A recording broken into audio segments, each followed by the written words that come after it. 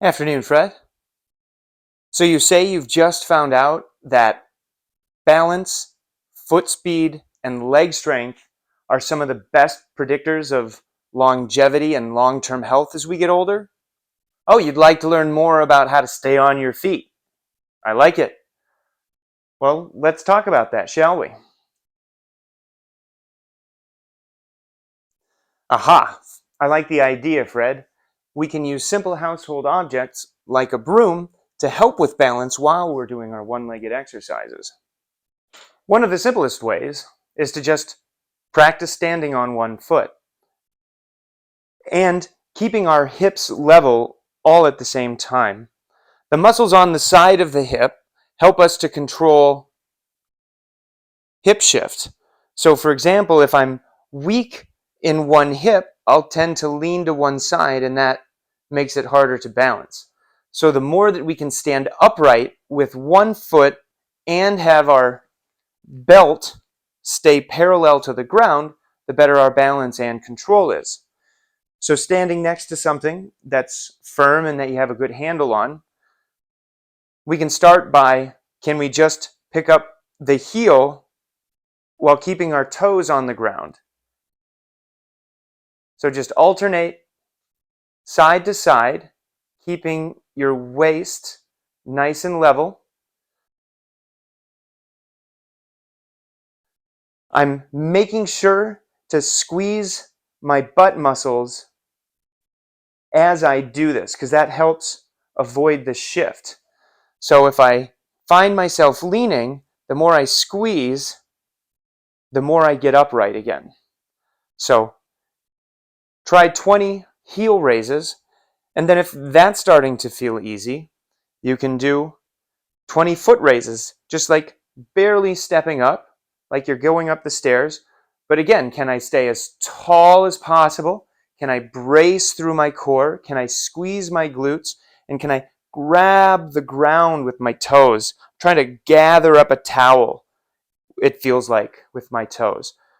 So going back and forth, squeeze the toes, squeeze the glute, brace the core, lift the knee, just like you're going up one small step. Keeping my belt level. Can you go back and forth? 20 on each foot.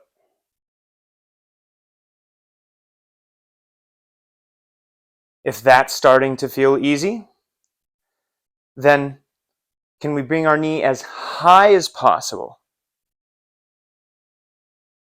Do going back and forth or doing gentle touchdowns. See, I'm just barely touching my toe and bringing it up as high as I can, as long as I'm not compromising my posture. Notice that if I round my back, it feels like I'm bringing my knee up a little bit higher.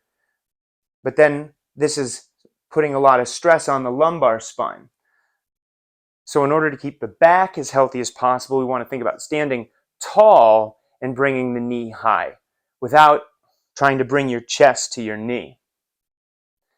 And again, these gentle touchdowns help the nervous system know where the ground is, so that if you have to react quickly, your body will have a better sense of where to put your foot to prevent a fall. We also want to pay attention to our feet and our ankles. So holding on to something sturdy, can we just barely raise our heels off the ground? Sometimes that's all we need to do, especially if we're just getting warm or if we've had some balance issues in the past or we're recovering from an injury. Almost like I can just barely slide a piece of paper under my heels. Staying tall. And then if that's feeling easy, you've done 20 reps for the day, every day for a week, you move on to the next phase. Then gently explore how high up you can go. Can you fit 2 pieces of paper, a deck of cards, or even a brick under your heels?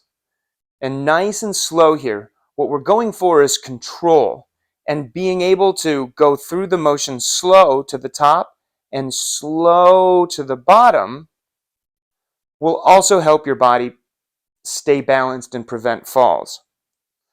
So we've done our 20 heel raises, nice and slow, as high as we can go without breaking posture. Maybe we want to see what it's like to do 1 foot at a time.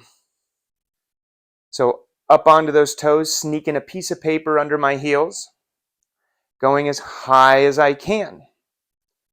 I recommend doing 20 repetitions on each foot for the variation that's most challenging for you, but you can still do with control.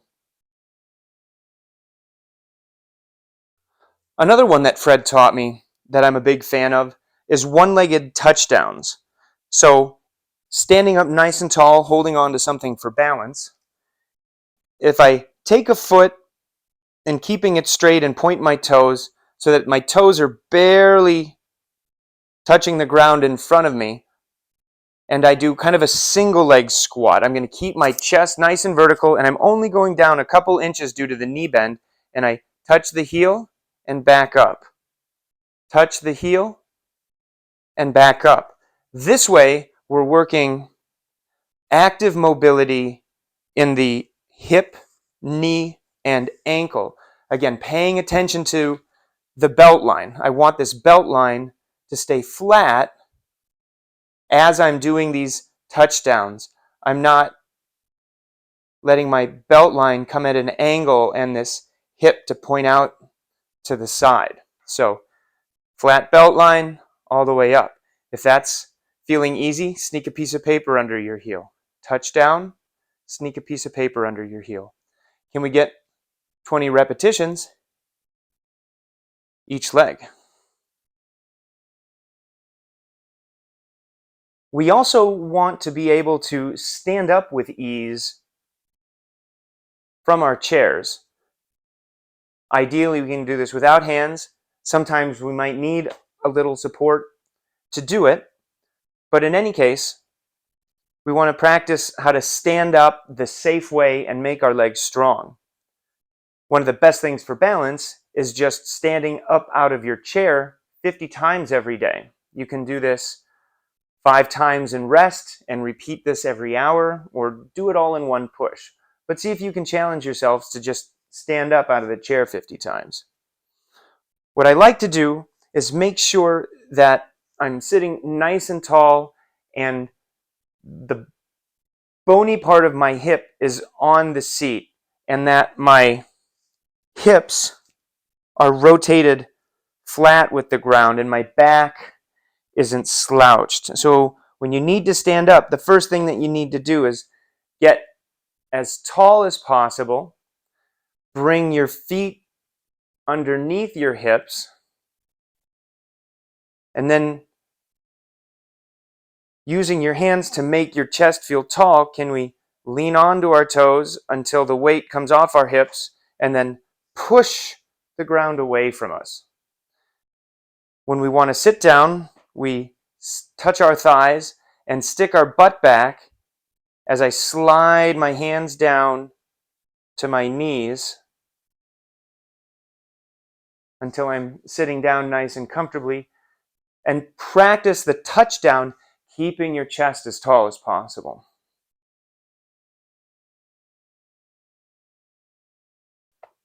I can do it maybe one hand here, one hand on the wall, and as I start to stand up, if I feel I'm off balance, I'm just right back there. But if I'm feeling on balance, I can just keep standing up, leaning against the wall until I'm nice and tall and I've squeezed my butt muscles to pull my hips underneath my head and shoulders. So remember, pull your hips underneath your head and shoulders. Try not to think about leaning back and leaning forward, but pulling your hips underneath your head and shoulders. And then sitting back down, gentle pressure into the wall to keep me upright. I'm sliding my hand down to my knee until I gently touch down and keep a tall spine. Same thing, back up,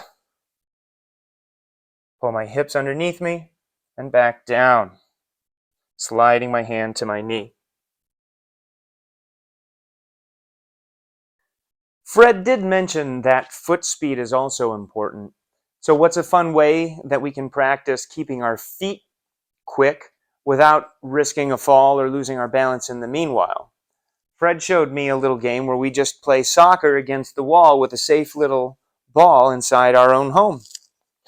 So for example, if we just practice